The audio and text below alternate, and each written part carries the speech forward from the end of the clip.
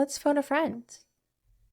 Just to set the tone for everyone, we had our May book club this month featuring The Butcher and the Bard, and we are here with the author herself, JE Harter. Hi, So everybody. Happy to they be here. can't you can't hear the applause, but I'll just like clap, clap, clap. Um, Oh, Wonderful. So just to start off, tell us a little bit about yourself, where you're from. Tell us about you. yeah, sure. I am a 15-year resident of New York City, kind of bouncing back and forth between New York and Philly. And I love it. I love it here. I don't live in the hustle and bustle of New York City, Manhattan area. I actually live like in this very peaceful, quiet part of Queens, which is really far from everything, but it's very conducive to writing because it's pretty like low key out here and very chill. And I have been writing for a very long time. I feel like I've Mm, always been writing, but it wasn't until the past like 2 to 3 years that I really put a focus on it, right. and made it sort of. I made it into a job. Okay. And even before I published anything, it was something that I was definitely focused on wanting to accomplish.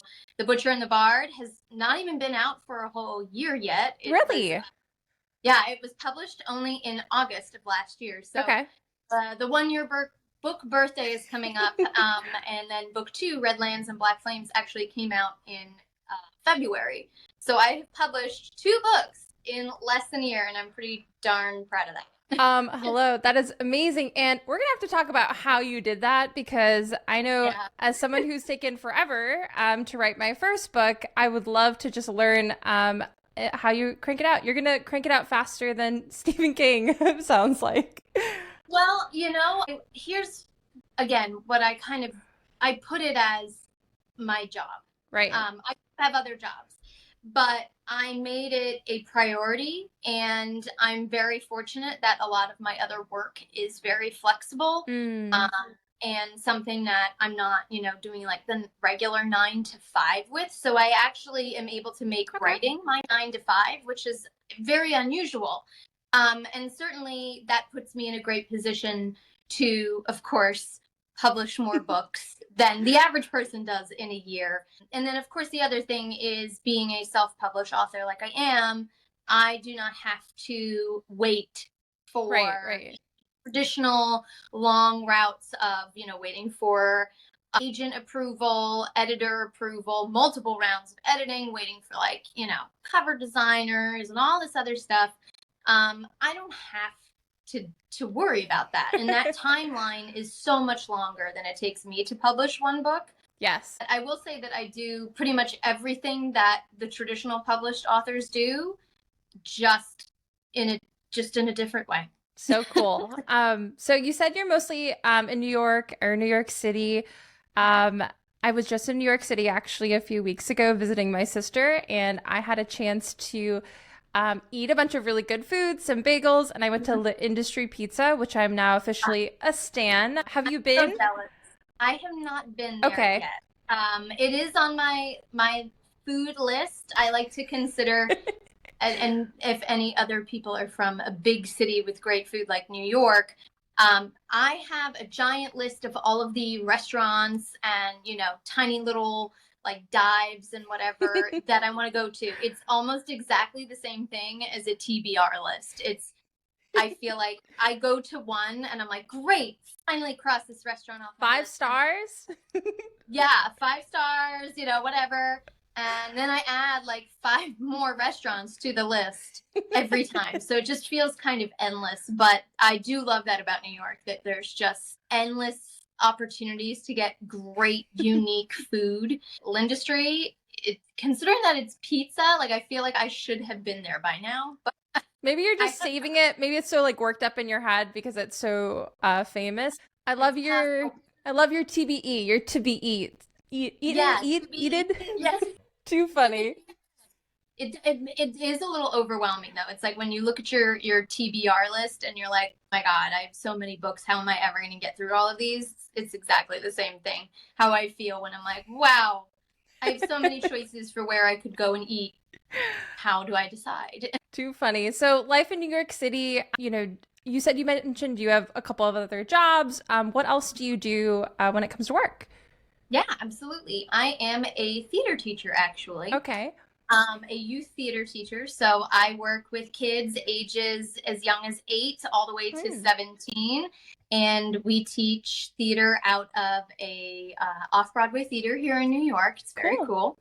And, we do summer camps and weekend classes and all that fun stuff. But I run the program, so I get to create the schedule. So that's really Mm. convenient for me Yes. as a writer because I'm able to, really adapt a lot of what I do with, you know, together pretty much. You make the Um, schedule, so yeah, no, I have complete control. It's great. It's excellent. And then I do some other stuff with a bed and breakfast, actually, which is odd. It's all remote work, okay. but I do work with a bed and breakfast. Hmm.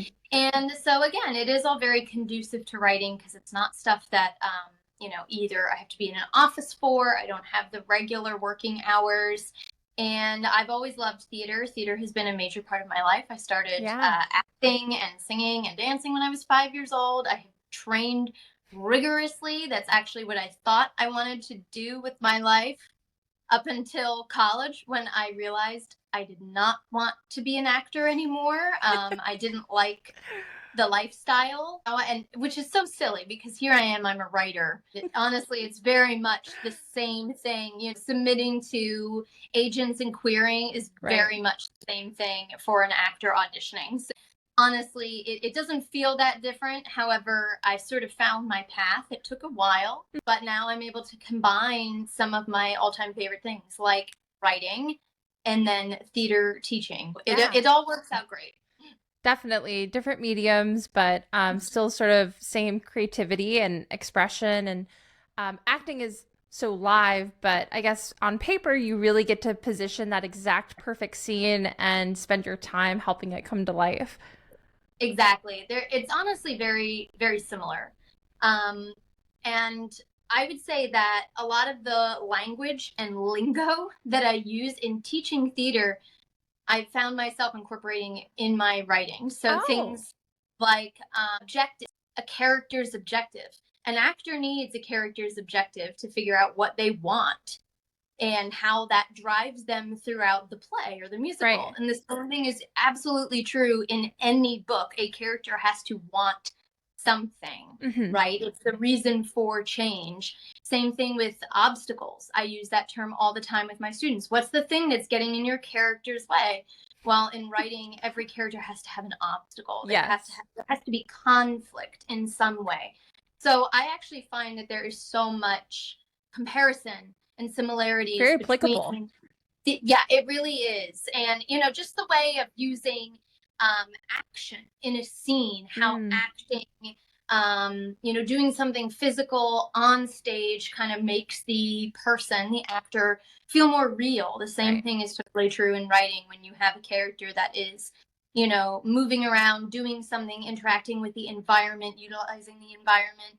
All of that is super important for just creating a character, having their voice, and knowing what they want and how they're going to get it. Yes. And what do your kids think about your writing? They do not know that I'm an author. Really? Yeah, well, and most of it's because I'm not writing for their age group. Okay. So I do not want them to find my books. They are not my intended audience by any means. So I actually keep it really on the DL, to be honest, because I don't want my kids finding my social media, my students. I think that's a little odd. And some of the things that I do on social media are a little bit wacky, Like, I mean, you understand social media can be Yes. really goofy and kind of like, why is this person embarrassing themselves in this way? I do that all the time. And I just kind of like to keep that life a little bit separate from my writing life and my, I just feel like I also don't Good want that separation. parents giving me that like, I know what you wrote. I know what you wrote. And I have that way also with like my family a little Okay. bit.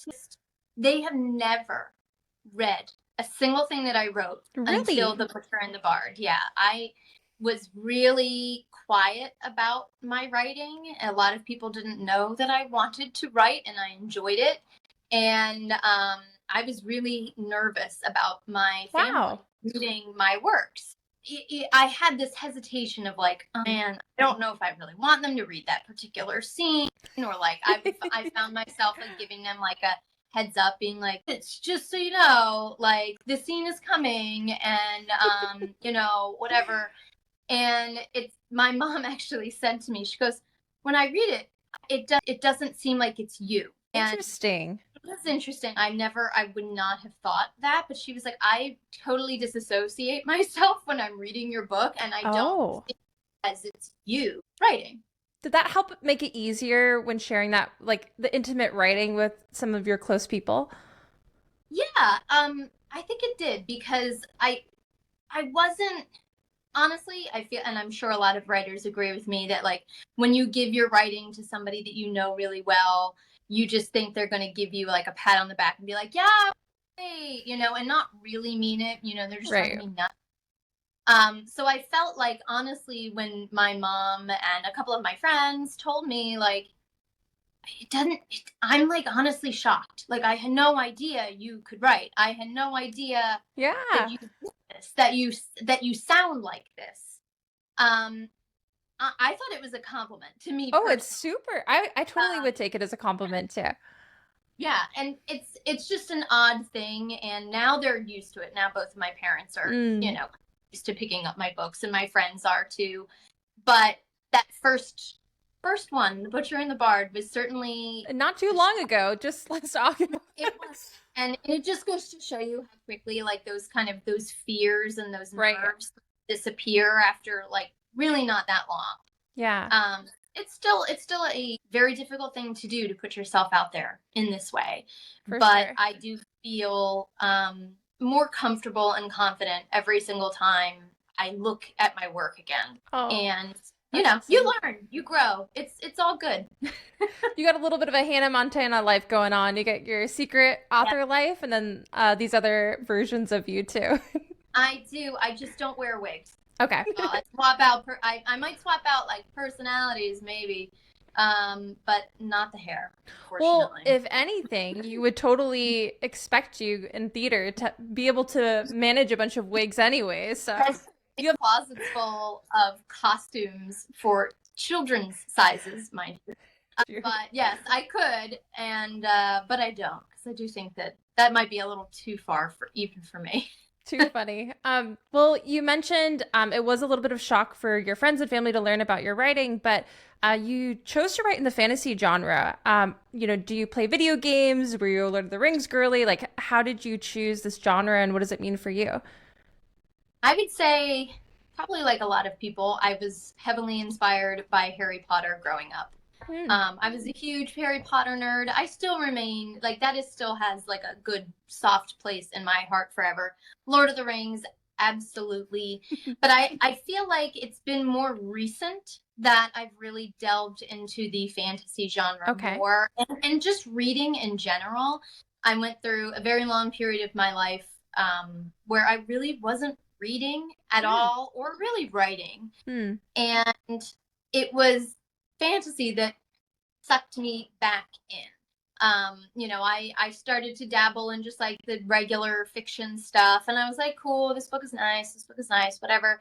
But it wasn't until I read N.K. Jemison's The Broken Earth trilogy Ooh, yes. that I was just touched in. And you get to see through the fantasy genre just how unique it is, and how massive, and how there are so many different subgenres that you can, really focus on. Yes.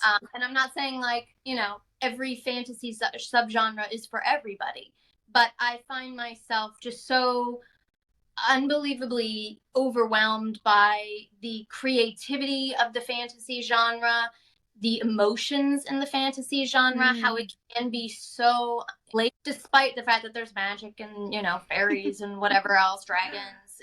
I find that, it's proof that no matter where you are and who you are, everybody has humanity. Right. And I think that's so, so lovely. And who doesn't love to read about dragons? You know, I mean, it's pretty darn cool. And as a writer, it's so fun to create those things Yes. and really let your imagination just run wild. So that was what drew me in. But I would say, I'm always inspired by The Witcher, which I think is Yes. very evident in The Butcher and the Bard. Yes. That was one that I read those books even before I saw the TV show. And I just thought it was so cool. It was so great. So it's definitely, that series has had a huge impact on me as an author. And honestly, I just devour like all fantasy. So it's all good. I love that. So I guess just a light one. Are there any sort of secret fun facts about yourself that most people don't know? Yeah, well, I would say, like, I already kind of said it, but my secret fun fact is that I am a theater teacher. So Yes. I am used to doing musicals, directing musicals, music directing, choreographing, costuming. I do all of that fun stuff. And so I have been singing since I was a very young age, and music plays a huge role in The Butcher and the Bard, of course, Yes. for Bruinen. That is like his whole life. And so a lot of that honestly has translated into his character, the musical theater, the performing aspect of him. And, that is sort of why I wrote him the way that I did, Right. is to bring sort of that other persona of mine into my writing. Very cool. Okay, so speaking of that, there are a couple of tunes in the book. I won't spoil too much. Do you have the song actually like in your mind and how it actually plays, or is it just the lyrics? You know what? I'm gonna say that was the hardest part Okay. of writing anything in the books. Is anytime I have to write a song for Ruin It, saying it is the hardest thing. I always save it for like the last thing. I usually just put like a big, like in capitals, lyrics, and I skip it for so many edits. Like I am not a songwriter. I never have been. I've tried it before. I am not a Taylor Swift. Writing those like snippets that you see, you get one song in The Butcher and the Bard, and you get another one in Redlands and Black Flames. And they were so torturous for me. I was so scared. And you would not think that as somebody who literally can memorize a lyric like that. I hear a song once and I can remember it. Interesting. So it was just, I don't know. I think I was overthinking it, honestly, both times. And I do not have actual music to it. I kind of wrote it more as poetry, if you will. Yeah. In my brain, I have I think I've thought about it more since writing it, but very folksy. But also, Runan's got that really nice soulful voice. So I kind of I imagine them both being like a little bluesy also, which is a little unusual, but like I can just hear it in his voice. That would be so cool if you end up partnering with like a performer or something to. Oh, I would love that. But they would have to write the rest of the lyrics for those songs. I can't do it. I just can't. It's too much. It's not my forte. Very cool. Well, jumping a little bit more into the book, why don't we start off? Do you have a favorite quote that you want to share with us or read to the group?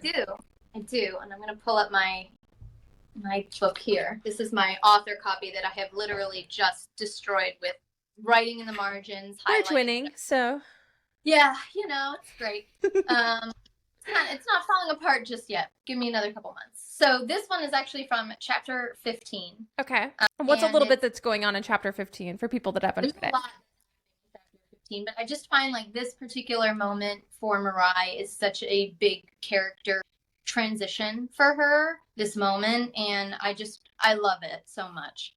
So Mirai stood, wielding her sword with the little strength she had left. Her father's blade gleamed in the sunlight. Dimtwar, the protector. She'd never once wielded it to defend anyone before. Mirai invoked the soul of her father, the defender. She stood her ground, Runin lying behind her, and she was willing to protect. I love that line because I feel like it just shows so much of how far she has come to this point. Right. And another line that I love that's just kind of like a goofy line is when Ruinen says, "Must you be such an unrelenting barbarian?" I've always loved that line. It's like the number one line that, like, when people ask me that question, that's the one I always think of first because it's short and it's goofy. And I think it also really shows a little bit about who Mirai is also. She is a little bit of an unrelenting barbarian. That's pretty funny. I'm sure there's a few unrelenting barbarians we've all met in our life that we want to tell that Yeah. to. Going back to the first quote though, I remember reading that and thinking it tells you so much about what's going on. It tells you a little bit about her father, that relationship, even just I think for me, she's been so much on the offensive and attack, and like that assassin, that being in that defensive mode really does show the culmination of so much. And I think the growth that we see with Mirai is also coming into more of her own and accepting who she is. And so that multi-generational symbolism through, her father's sword, like it's a really cool way that you've put it together in just a couple of sentences, right? Yeah. And I think what I love so much about it is the sword symbolizes so many things to her. It symbolizes obviously the loss of her family, people she barely ever got to know. Right. It's also a symbol for her heritage, just Yes. being Fae. And then also, but she uses this sword, so, for most of the time to kill people, Yes. in a gruesome way, and so the fact that in this one moment she is able to kind of almost redeem the sword too, I think has always been very important to me. And that sword remains real important to Mirai all the way through this series. Trust me. We'll trust you. How did you name it? I spent, in terms of like namings, not always, but sometimes I will try to find a word that exists in real life. So dimtoir is, I believe it's Irish or Gaelic for protector. Okay. That is what. So I did name it like specifically because I did a Google search and I found that, and I was like, that's the word. That's what the sword's name is 100%. Wonderful. It makes sense. And you mentioned earlier that this is obviously very Witcher inspired, but you've put in so much of your own love to it. What themes and experiences did you want to make sure remain true to your story? So through Mirai and also through Ruinen, you see just this whole aspect of like your internal scars, right? Mirai and Ruinen both tend to run from them, right? They kind of shove them aside, they ignore them, and instead of trying to address them, they run away from that. And so a major theme in this particular book is kind of running away from facing those things. I think that's also very relatable to us as humans. Yeah. I think it's something that I know I have personally done on a number of occasions. It's so much easier to just look the other way and not address some of those things that are really, affecting us and causing harm on us. And I think what is so important is that you see them start to come to terms with these things. Now, this is one book, so you don't want instant, my gosh, I'm fully healed, everything is fine.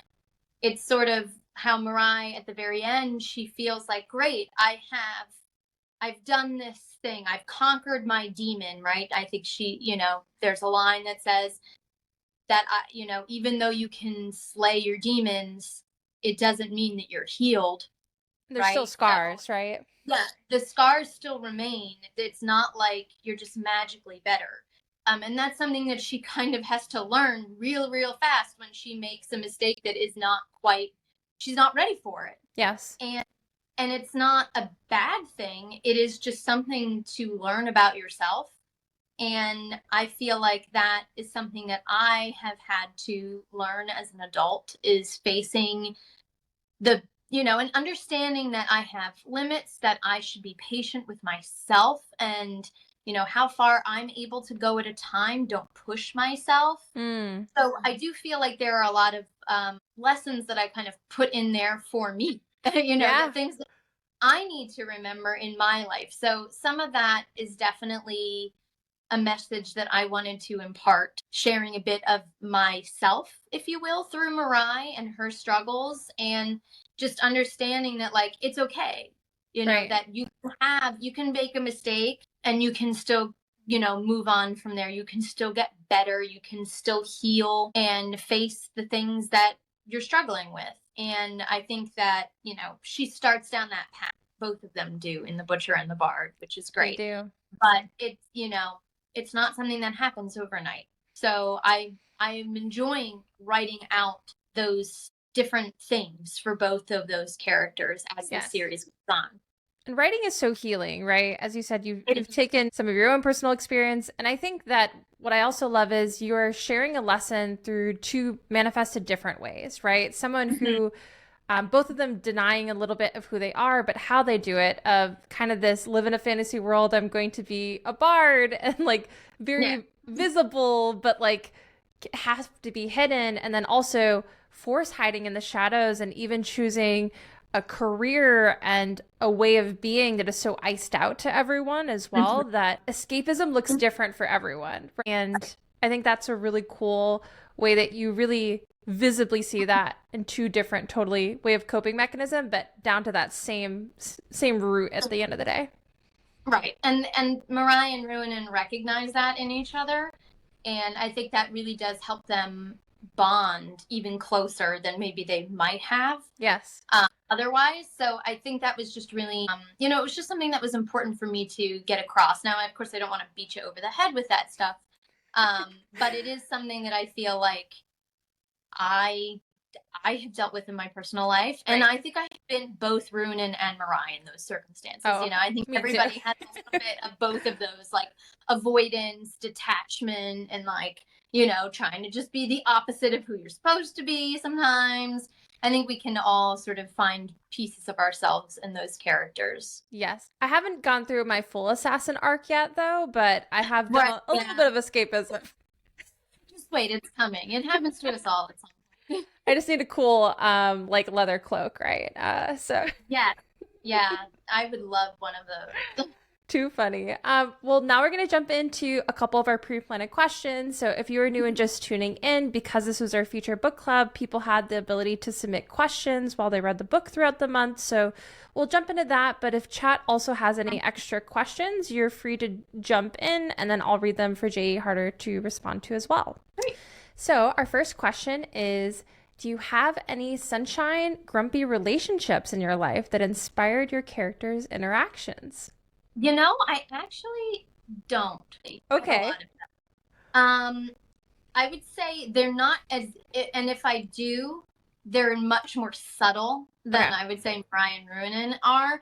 But I just love that dynamic. I find that you would think that they're opposites attract, right? This kind of mentality. But again, it's like you show how just because somebody is kind of like this bubbly ray of sunshine, like Ruinen, and kind of moody and dark over here, like Mariah, that they still find common ground and they're both kind of able to look at each other and go, I understand you. I may not always understand you, but I see why you are the way you are. Yes. And I think it allows for so much play and fun Yes. between the two contrasting types of characters. So I really enjoy writing their dynamic, and I find that the dialogue that comes from that comes really easy between them. Yes. It is good conflict. Wonderful.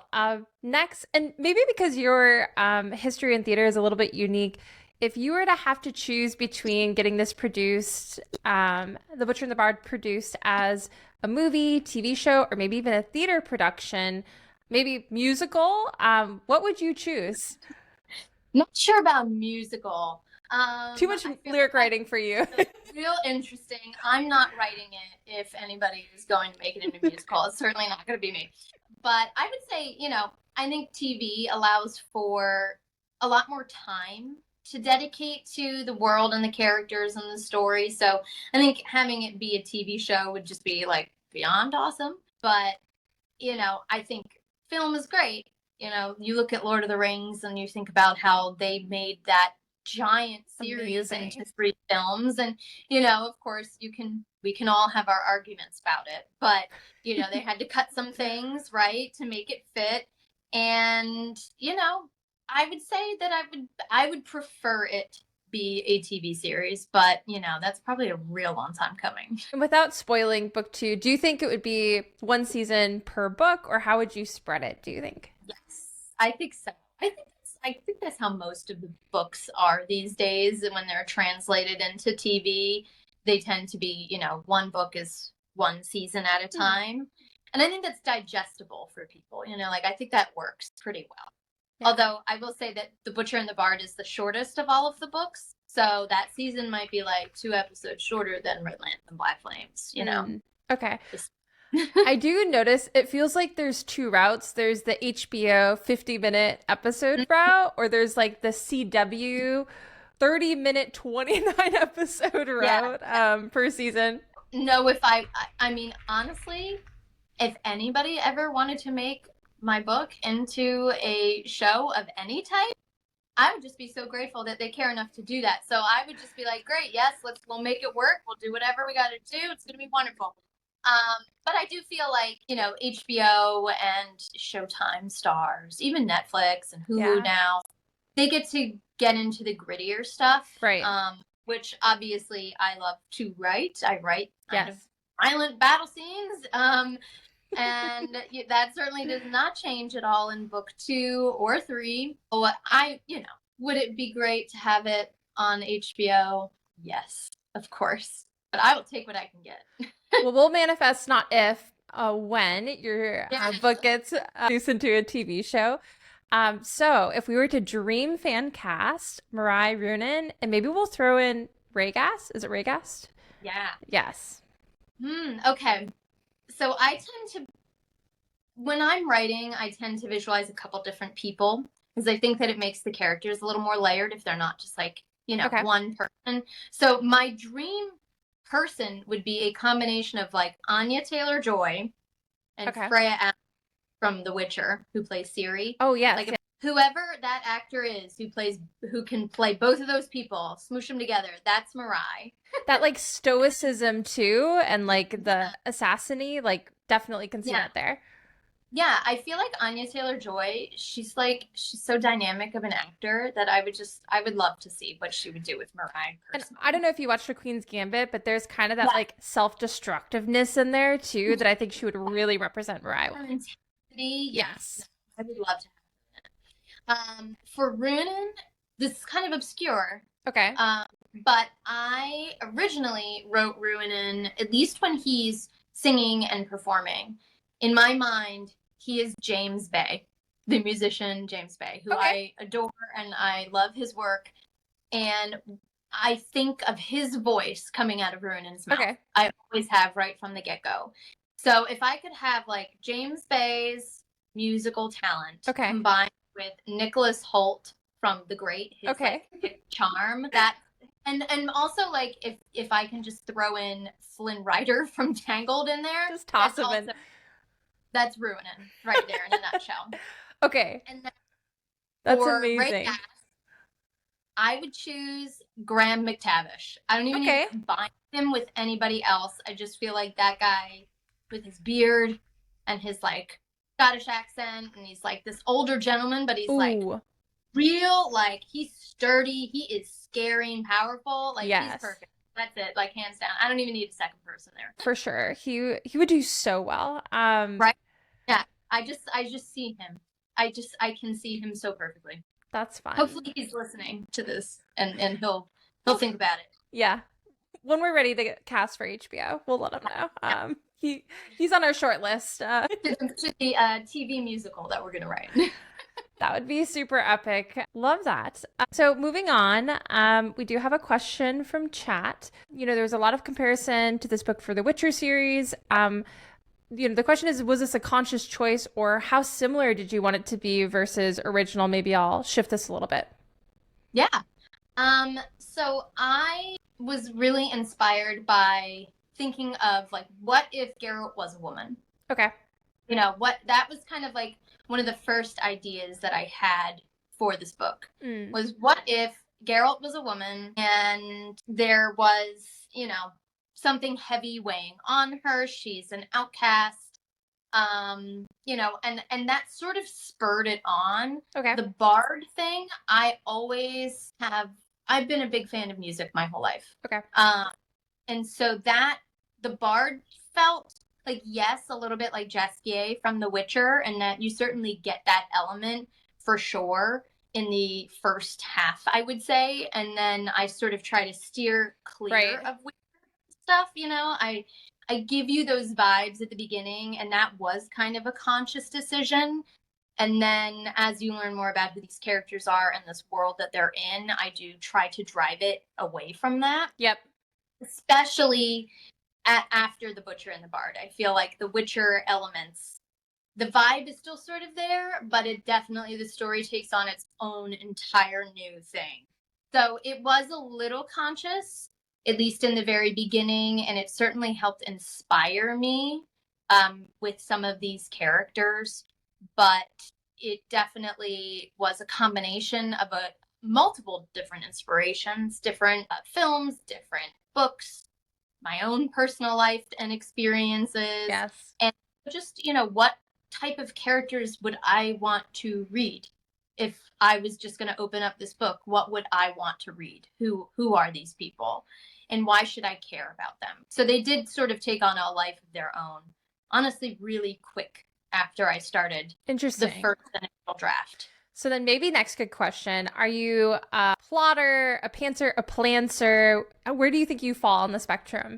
I definitely start as a planner. Okay. Like, I am somebody that I will have like 5 different outlines. Okay. So I will have not a super intense beat sheet. I don't like those because I definitely do not stick to them. So I found that they're not really super worthwhile. Okay. But the 3-act structure, I tend to, do the overarching things, hit the beats that like are the most important. I do plan that. I also do a really thorough character development sheet where I do ask those questions. Like I ask my theater students, what does my character want? Every character. It doesn't matter if they are Mariah Ruinen or if they are like super tiny, small character who maybe is in one scene and has a couple lines, right? I do it for everybody because I feel like that's super important to know what every single character wants, because every person in the world, no matter how significant they are to your life or not, they all want something. I would try to make that pretty relevant in all of my writing. And then I have, a big world document, of course, that goes into all sorts of detail and things that you're never going to see in the story because it's just too much exposition and whatever. But I have all of that. How magic works, how dark magic works, what, how different kingdoms became what they are, the gods, all of those extra things. There's so many different elements, so I have a lot of that. And then I have my chapter by chapter outline. Okay. Which goes like, chapter 1, here's what's going to happen in it. Chapter 2, here's what's going to happen in it. Okay. And I would say 95% of the time, it stays. Like, that's pretty consistent. Or at least like your story plot high level. And like what I'm doing, I don't tend to add new characters last minute for me. I will add like last minute scenes, things that I feel like, are missing. Like if there's, not enough action going on, right? If it feels like a little too stale, I try to come up with something new to throw in there. But honestly, like I feel like I like to know where I'm going. Okay. I think it freaks me out if I don't know what direction I'm going to take. But a lot of the time, when you're writing, things change. Your characters feel very much alive. Yes. Honestly. And so things change based off of one line that they say. And I'm like, oh, okay, well, I guess we'll do this now instead. And you just kind of have to be flexible with that and go with that feeling, because honestly, it's probably the right thing. If your gut kind of telling you to do it, you should do it and try it. And if it doesn't work, it doesn't work, and you just do, fix it. But I would say almost all of the time, it's been the right choice for me to be like, okay, I will follow this and see where it ends up. And how far do you plan ahead? Because I know you have a book 1, book 2, and you have a book 3 not out yet. Are you thinking this is going to be a mega 20-volume series? Is it going to be a trilogy? What's your vision, or how far do you think out? So I think really far out. Okay. And I always kind of have this mindset of that this is a very large story. It's not just about Mirai and Ruinen. Okay. Because I always like to say, I don't want to give too much away since book 3 isn't out yet and everything. While Rhaegast is your villain, right? He's your physical villain. He's the guy who's there. The real villain is dark magic itself. Yep. And so the whole overarching thing is how to get rid of this stuff, right? How do we combat it? So it isn't necessarily just going to be Mirai and Ruinen's story. Okay. Because it's a much larger picture than what they even think and know. So the third book, Queen of the Shadow Menagerie, sort of ends out the Mirai and Ruinen story. Ooh. I'll say sort of. But I'm already working on the next project after book 3 because, again, I plan and I enjoy writing and I work quickly and efficiently because I have outlines that really I've spent the time working on. Right. But this story has been brewing with me for a very, very long time. It didn't just start, 2 years ago when I wrote chapter 1, Mirai, of The Butcher and the Bard. It honestly has been a thing in the back of my brain, the dark magic part. Got it. For a very long time. It's a story that I've always wanted to write. So while you can look at The Butcher and the Bard as like its own separate thing, this whole aspect of like magic. It's a sub-story within your dark magic story. There is. So I've always had that story kind of planned, and I didn't realize that I could connect them until I started to write Mirai's story. And I was like, oh, well, actually, these are the same story, and I can fit them together. So it just goes to show you that, every idea that you have is valid, and you should write every idea that you have down because you never know when you're going to use it. I did not think I was going to connect Mirai to dark magic at all when I first started to write. And then I was like, it's going to work. This idea that I loved, and like I could combine them, and it works. Write down all of those kind of like silly, like, oh, maybe this is not really a full story. This isn't fleshed out in my brain. Write it down anyways, because you never know. I think it's Brandon Sanderson who says that he, will write down like a small premise of something. I think I read or I was watching a YouTube video from him where he said that he combined 2 very different ideas to create Mistborn.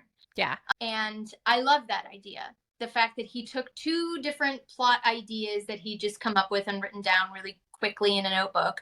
And he was like, well, what if I take this and combine it into this? And boom, there's Mistborn, which is a huge series. This is like who would have thought that you could combine? I think it was like My Fair Lady, and I can't remember the other thing.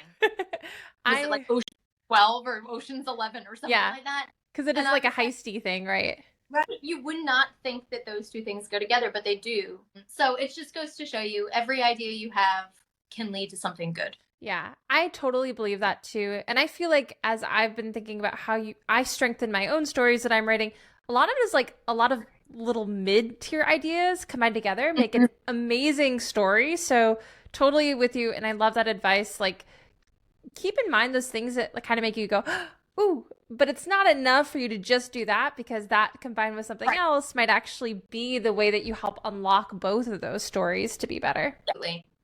So, for your first book, and like you have been writing fast and publishing fast, how did you know your first book was done?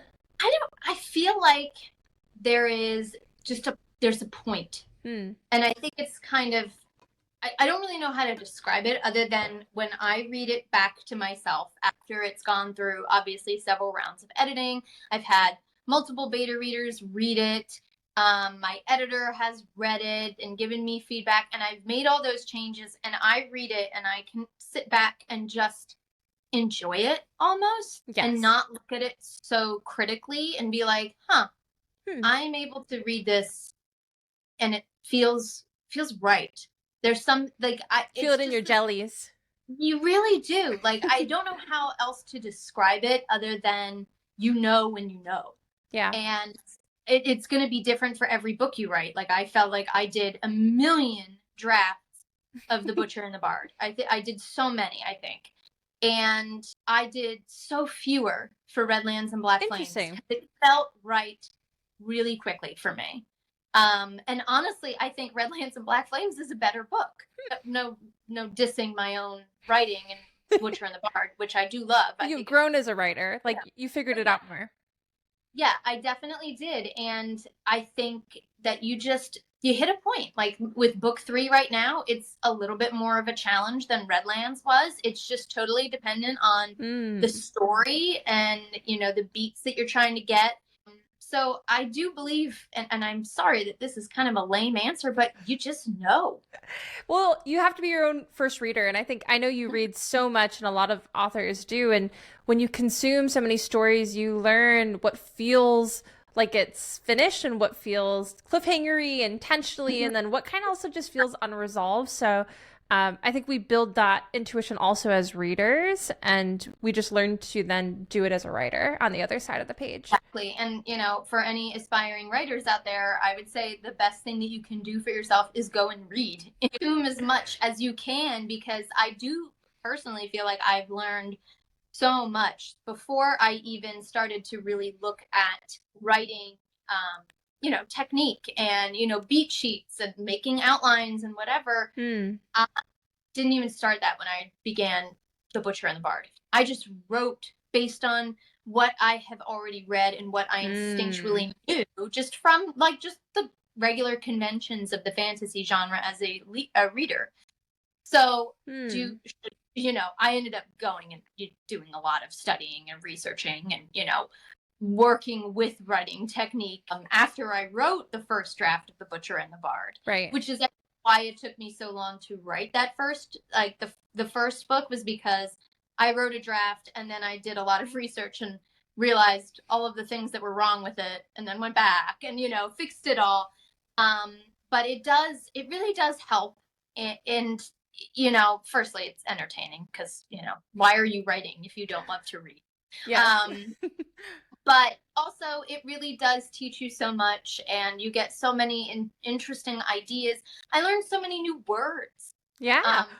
from other writers. Like if I see a good word in somebody's book, I'll write it down and be like, ooh, I love this word, I'm going to use this somewhere. There's so many words out there. I'm somebody that loves to learn and experience new things.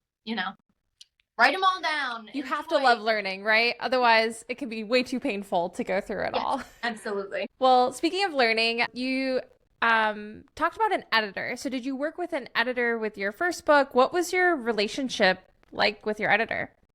Sure.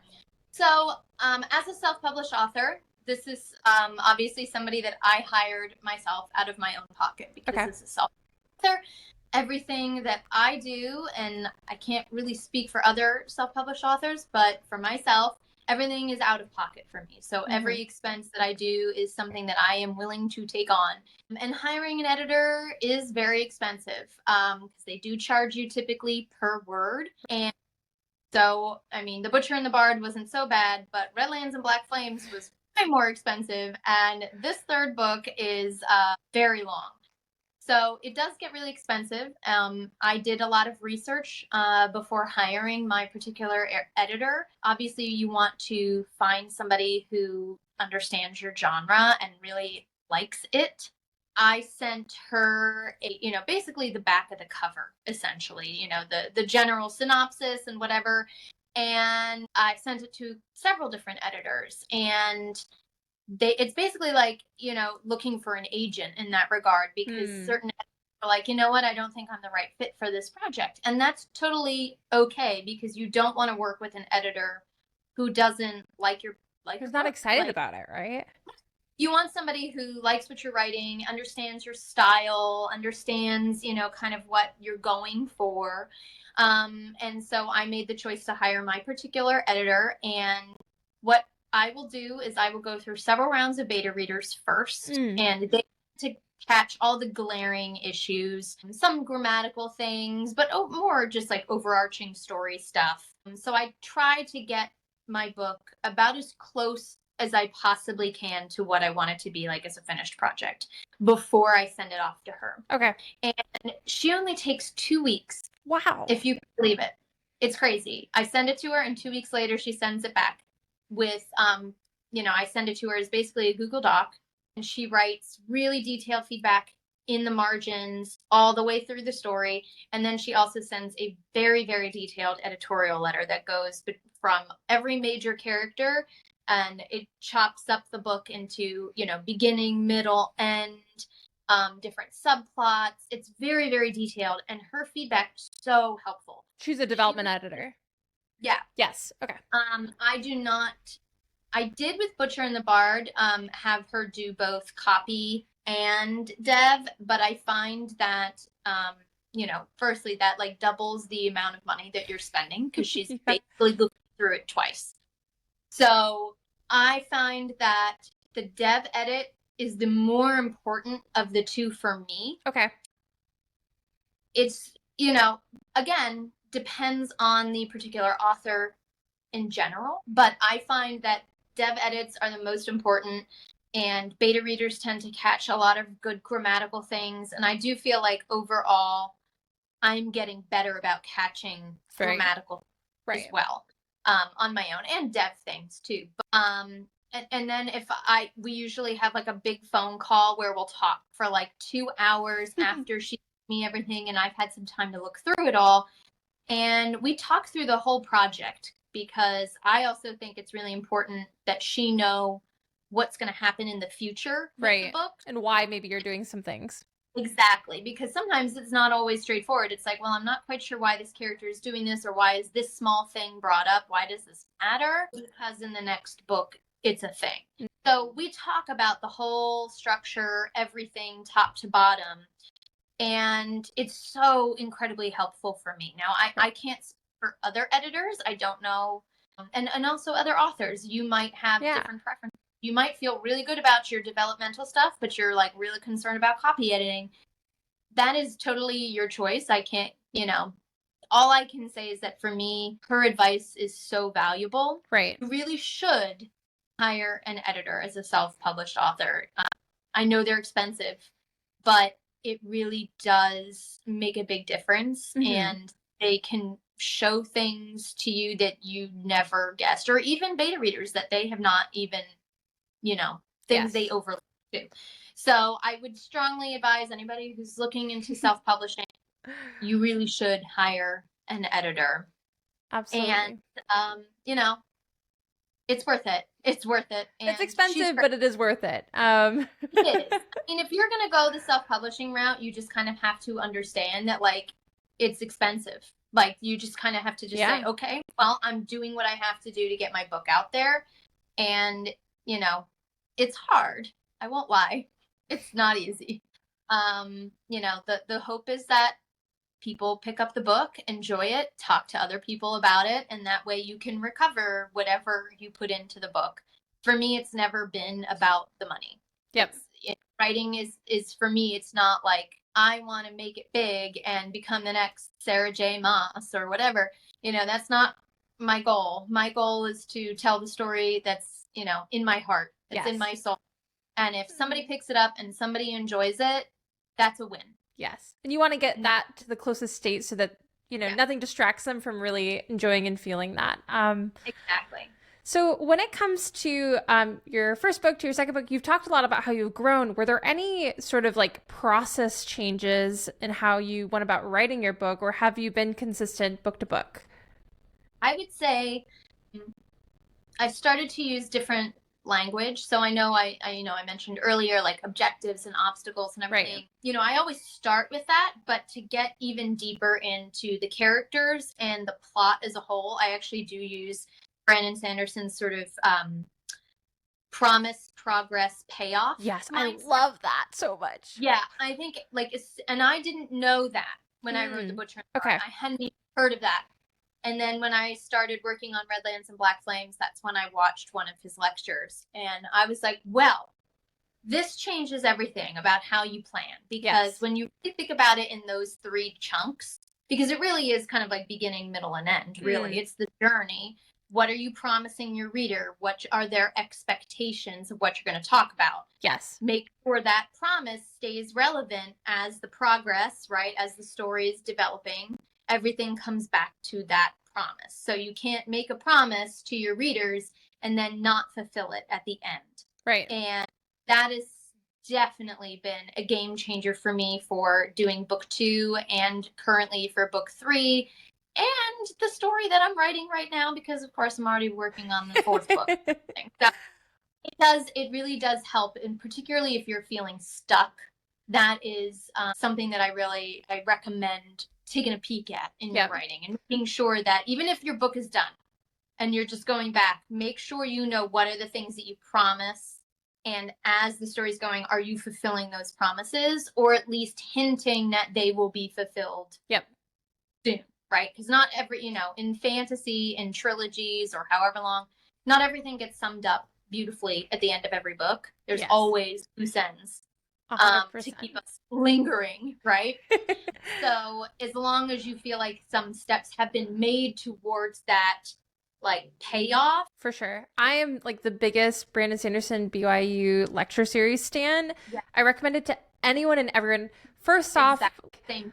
It's free on the internet, which is amazing. And 2, like, how wonderful for an author of his stature to give back to so many people. And I can only imagine, like, he is inspiring generations of writers and just helping us all build stronger stories. So I love his BYU series, and I'll drop it in the video description for anyone who is a new author or even just an existing author that would love to think about how they write and how they continue to build their craft, because it really is.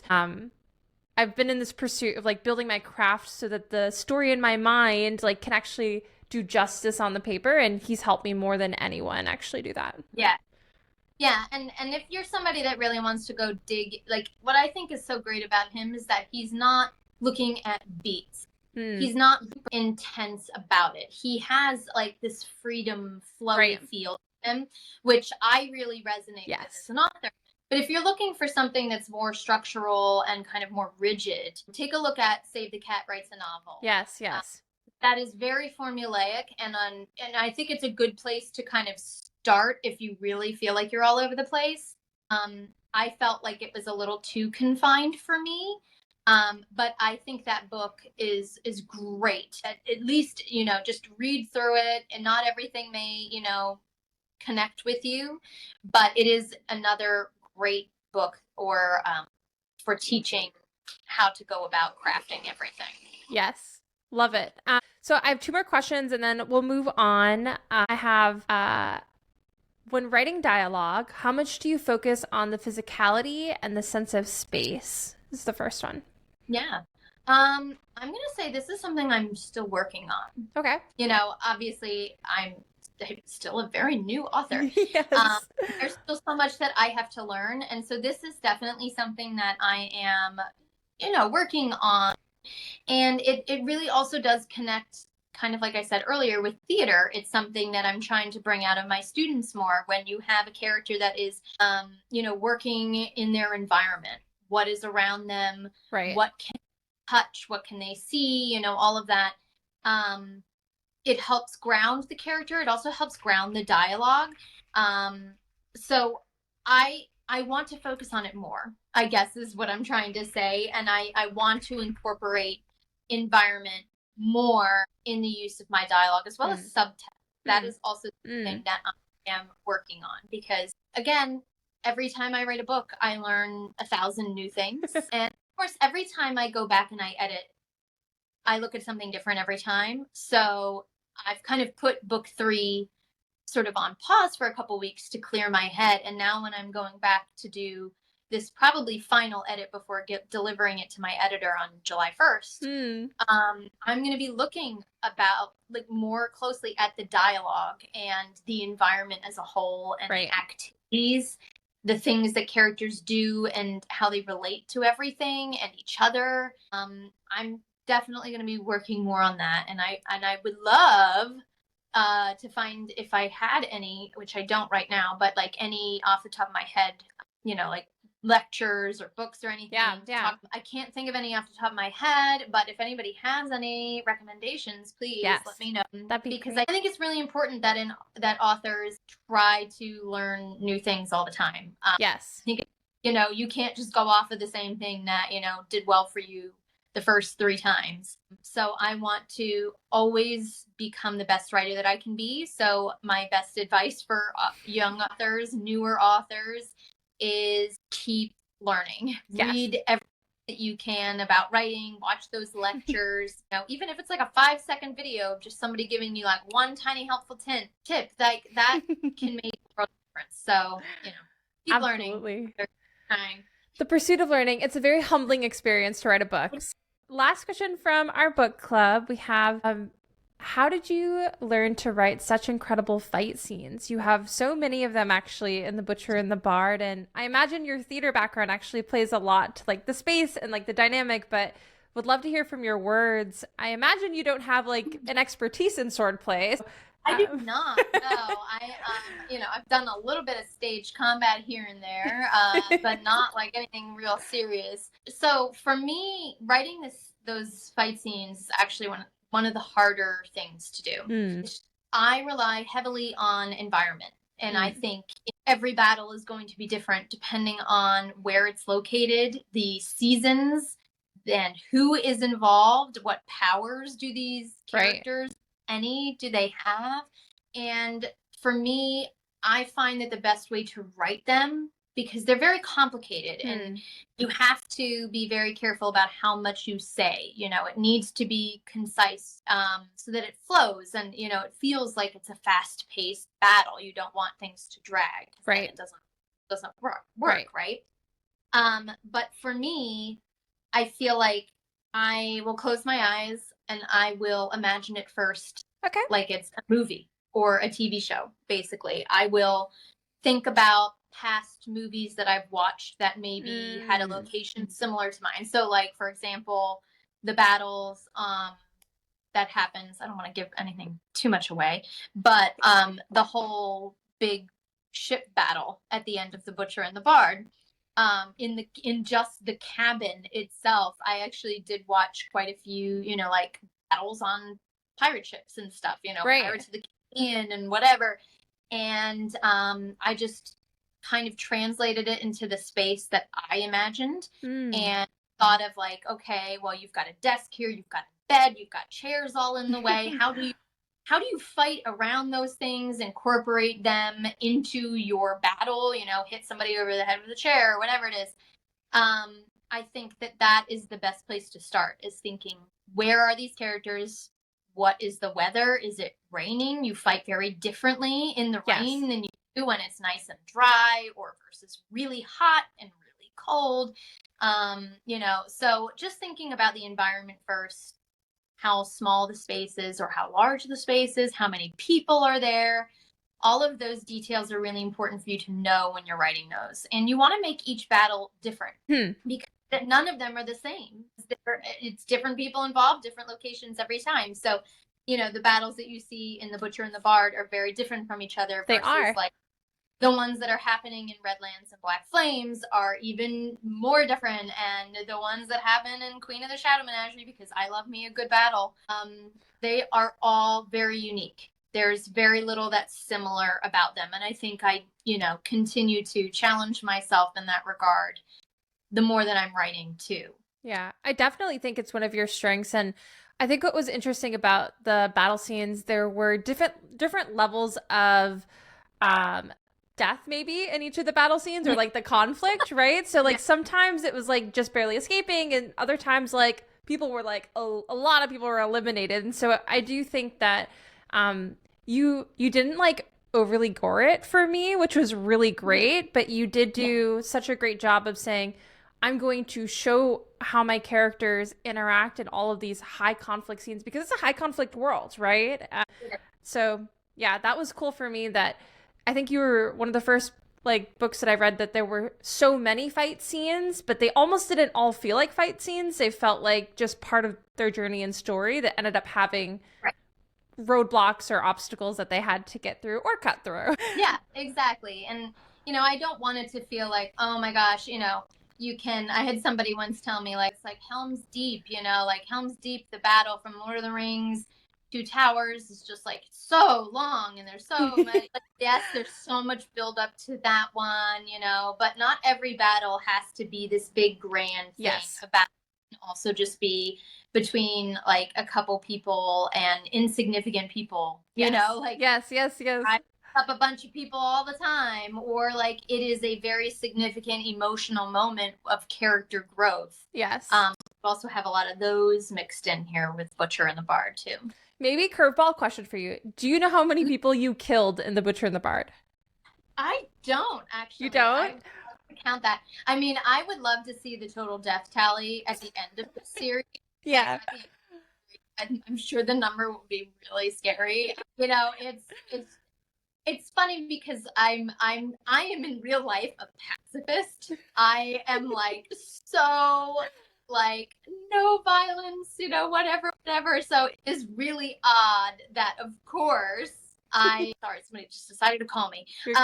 So of course it's so odd that I'm like, here are all of these people dying and chopping off limbs like willy-nilly, because that is so not who I am. Again, why my mother said that she can't believe that I wrote this book and why it doesn't sound like me, because I am so not that person, but I do enjoy writing it and it is fun, as long as there's a purpose for it. You know, like I don't like the whole like meaningless death thing.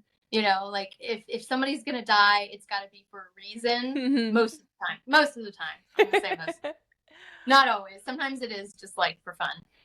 It shouldn't be. I don't know why I'm saying that, but sometimes it can be. Too funny. Well, if we were to sort of fill in the blanks, I'll give you sort of a sentence. It's if you're someone who loves X, Y, and Z and enjoys blank genre and these sort of plot points, you fill in the blank for me. Okay. Well, I think the obvious is, if you're somebody who likes The Witcher. Okay. I think that if you are somebody who enjoys, battle scenes and character development, right? Like the action and kind of the dark grittiness of The Witcher and sort of like that character development that like Throne of Glass kind of has, where you're getting multiple POVs and everything. So if you're somebody who enjoys that, obviously who likes the high fantasy genre, yes. I will say, who likes their romance, like a good slow burn romance, but maybe not a whole lot of spice, and enjoys just really, interesting character driven stories. I think this is probably the book for you, with a lot of like strong female characters. You kind of only really get Mirai in the first book, but you get introduced to so many new strong female characters. You get to know Rhea even more in the second book, Queen Rhea, and even Niev in Grelta. So if you like strong female characters who are not just like Mirai with a sword in her hand, you get to see a lot of different forms of female strength, I think, throughout the series. So if you like that stuff, you're going to really like the next books. Cool. I can't wait. Well, I think you've talked a little bit about this, but if you just want to quick run us through sort of your process for self-publishing and like the core stages that you went through, would love to hear that journey. Sure. So, it's different for every book that I've done so far. But generally I do several drafts first. I get multiple beta readers. I have a wonderful critique partner. I highly recommend finding a critique partner. They are somebody that I work really closely with, and so she shares her work with me, and then I share my work with her. So we kind of are giving each other mutual feedback, which I think it just develops a stronger relationship, honestly. Where did you meet her? Goodreads. Oh, Goodreads. whole section Oh, for searching for critique partners, searching for cool. beta readers, or you can also then like volunteer to be a beta reader. Cool. And honestly, that's a great learning experience too, is being a beta reader for somebody else. Very cool. Because you really do learn how to look more critically at work, including your own, that way. So I go through multiple rounds of working with my critique partner and beta readers, then obviously send it off to my editor when I feel like I've reached the point where like it's pretty much packaged and ready to go. Right. In terms of the cover, I'm actually going to be doing the cover starting that in June for book 3. That's Okay. kind of on my to-do list. And there are so many great cover artists out there, freelance cover artists. And so I just found the one that I think worked for me and my budget. And they're great because they communicate really quickly with me. I send them pretty much all of the details that they need. So, you know, the time period, the atmosphere, the tone, what the characters look like, and you know, I give them kind of the back blurb of the book so that they kind of know what to go off of. And if I have an idea for the cover, you know, I have this kind of theme going on in the series where like you get Mirai facing back, so her back is to the audience, and you get the kind of surroundings of the environment around her. That's kind of like the theme. You know, we have at least like a starting point for every cover. And they do multiple rounds of editing, and I give feedback every time. And it goes pretty quickly. They are not hand drawing the covers. I know some people have, you know, get those done, and those are beautiful, but they are like significantly more expensive. So mine are all kind of digitally created, and what I'm not quite entirely sure how they find some of these pictures, but you know, they create their own version of things, and it's great. Very easy. Nice. Then after I get, you know, my cover, my blurb, my editing done, I use Atticus to do all of my interior formatting. I do that myself. Okay. Some people, you know, like to hire an interior formatter. I find I don't personally need it, so I just use Atticus. It's great. It's a one-time payment, and it's really user-friendly. And then from there, you know, I just pretty much, I publish through KDP, and then also through Ingram Spark. So all of my books are available for wide. And that was my personal choice. I know some people prefer to put on Kindle Unlimited. My books are not on Kindle Unlimited because I wanted to reach different audiences, I think, than just people from Amazon. So like you can buy the ebook on Amazon, and you can buy the physical books on Amazon, but you can also get them at Barnes and Noble. And you can also get them at Waterstones and Foils. Now, of course, like a lot of self-published authors, my books are almost never in brick and mortar stores.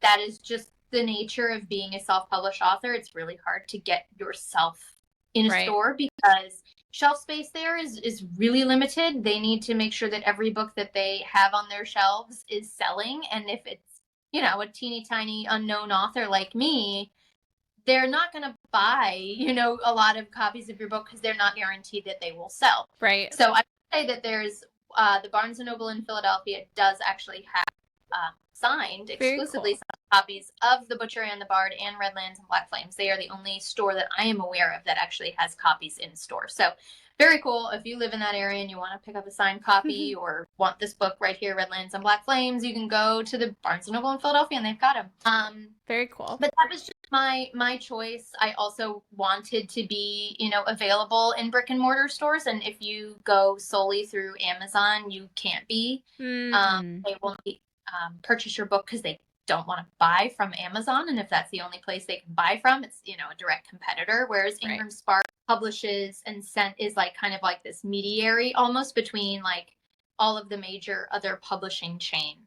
And then I also do a lot with like Apple and Kobo and Smashwords. All of those I use Draft to Digital, which is a website for ebooks only. It's all kind of complicated the way that I'm doing it. Some people like to make it a little simpler, and I don't blame them. But I'm just trying to get the book in front of the largest audience that I know I can, and the most diverse, you know, types of people versus, just Amazon users. I like to be able to offer it to people from, all over the world who have lots of different like companies and organizations that they can approach versus just like what we experience here in the United States. Yes, Amazon is That's why very US dominated.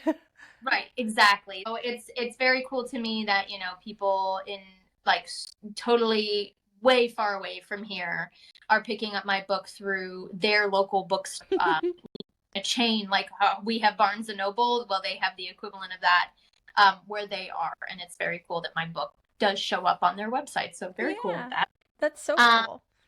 Yeah, but I would say after that, once everything's all nice and uploaded, and you get your proof from Amazon and Ingram Spark, and you approve it, then it's all about the marketing, and that is honestly the hardest part for me. I think the rest of it, the writing of the book is hard, but it's fun. The marketing is like just something I just dread, and I'm learning so much about it every day, and I still don't know what I'm doing. But it's really tricky to market as a self-published author. Yes. Or even as a hybrid author. I don't know a whole lot of hybrid authors, but it is really difficult to market your own book. When you do traditional publishing, you have so much power behind you. You have a lot of people support. who know like what to do and where to go. And they have all those relationships. So yeah, exactly. So when you're going out on your own, you're building this up.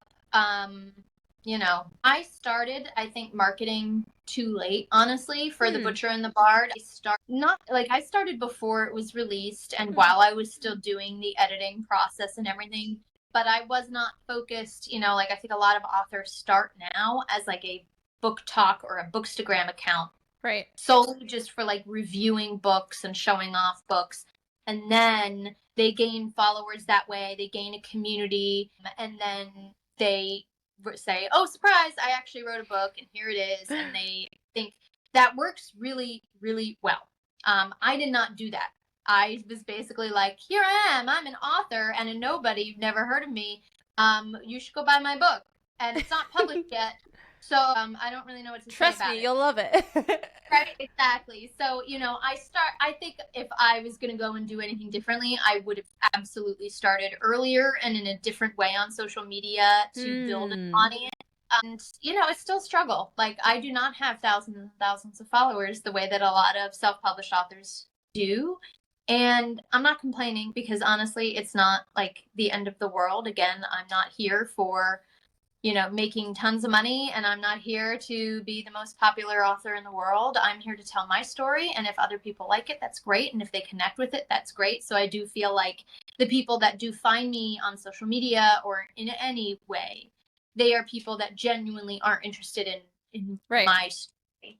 So I do like that aspect of it, that I may not have 1 million followers, and you may not either as an aspiring author or a published author, but it doesn't mean that the small number of followers or your newsletter subscribers or whatever, those are the people that are going to be the most loyal to you, who care the most about what you have to say, and just enjoy having those people be supportive of you and know that growth is going to come, and that you just have to be a little patient, which is really hard. And I'm still learning to be like patient as an author, being like, well, why isn't my book blowing up just yet? Well, it's not, that's okay. It really is okay, because I feel like I'm happy with what I'm doing, and social media and marketing can become your life. Yes. It can consume so much of your life and your creativity.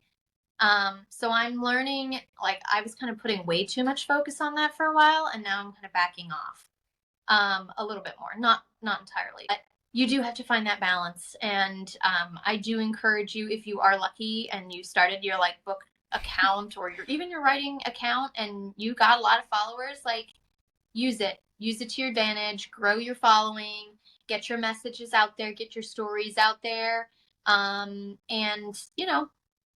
but don't make it like, use it for good. Don't be consumed by it. Yeah, right. Yeah, it's not the end all be all. It's okay. It's the moral of my story on marketing. and social media, as somebody who's really also not very skilled in social media in general and technology in general. No worries. Well, speaking of social media, where can people find you online?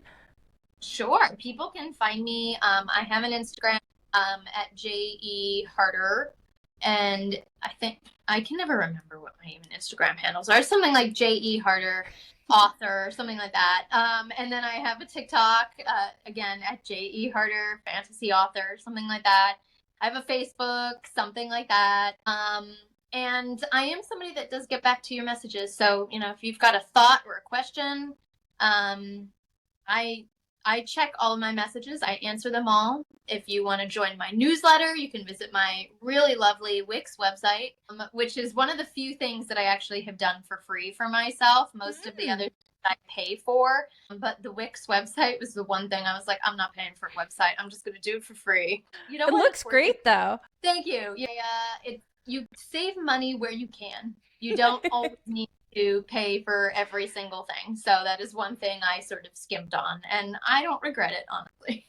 Wonderful. Well, if you could leave one parting last bit of advice for any new authors out there, people that are just starting out, what would you tell them? I would say just finish the first draft. It doesn't matter if it is the worst thing in the entire universe, because trust me, I think we've all felt that way, and first drafts really do genuinely suck most of the time.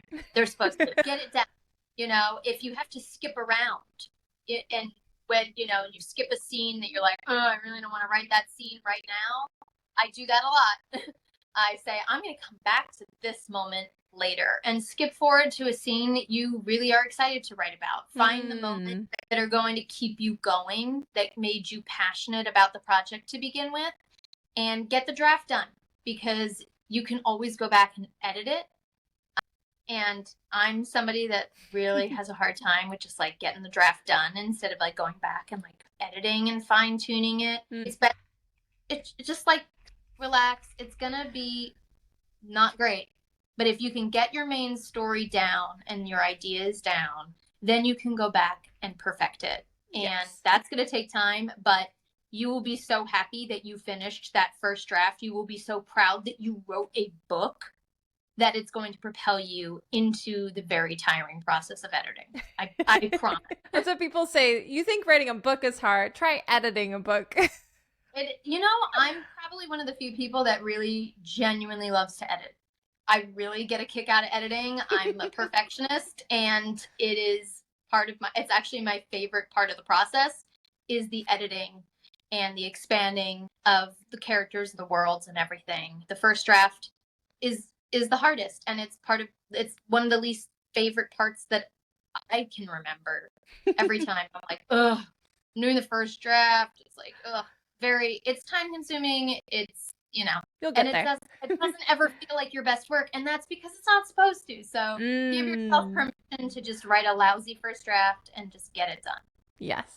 Excellent advice. Wonderful. Well, thank you so much for chatting today, JE. It's been amazing to talk to you, learn from you, and also just read your book. So thank you again for joining us today. I will drop JE's link tree in the chat. So if you haven't followed her already, check her out. But for now, I hope you have a great, wonderful rest of your day. Thank you. Thank you, everybody, so much. It was a pleasure to be here. And Kelly, thank you so much. It's great that you do this particularly for indie self-published authors, but for all authors, we appreciate it. Yes, we all gotta have our backs. And at the end of the day, as you said, we're all learning, right? I've learned so much from you and Jen last month. So yes, thank you again. And we'll catch up soon. Bye. All right. Thank you all. All right, I'm going to close us off. What an amazing interview with JE Harter. She is so brilliant. Am I the only author who doesn't write books at the speed of light? First it was Jen, and now it is JE Harter. I am so incredibly impressed by how fast they can write just incredible books and do justice by the story, not just in their brain, but as JE said today, in their heart. So Thank you so much for tuning in today. If you are interested in joining our book club, you can join it in the link in my bio when it comes to our Discord. This is super passive. We have a lot of lurkers who just love to see how other people are reacting. I am super excited to announce our June book club interview. We will be reading, let me see if this is going to work, The Dying Sun by LJ Stanton. And let's see, I have a little bit of her words.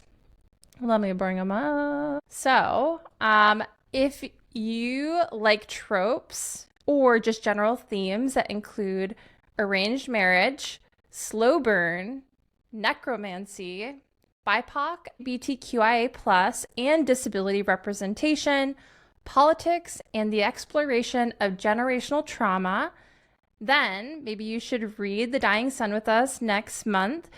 And just a little bit about the book. The Dying Sun is an award-winning epic fantasy inspired by the Middle East when priestesses come before the Shah to ask for help, releases their gods. I'm going to butcher this name. I hope I don't. Marik Madioran must decide tradition or power. So super excited for our next month book read.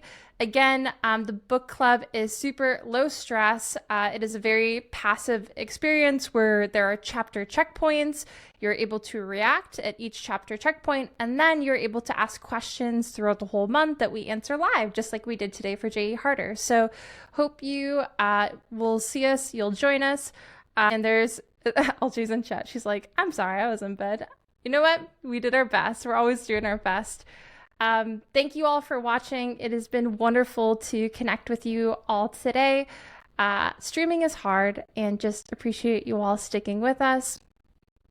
We will look to slice up this video so that it's up on VOD and TikTok. But again, if you have not followed JE Harter, make sure you check out her socials and also just check out her book. If you are also new to fantasy, or you've been looking for an excuse to read because you are playing too many video games or you're binge watching too many TV shows, The Butcher and the Bard is such an incredible book that does blend a lot of those amazing Witcher vibes meets Throne of Glass, but in this original story where there's really cool, compelling magic and really depthful characters. So I'll say goodbye for now. I'll use my kindergarten hands. Bye. And hope you all have the best day ever. Bye.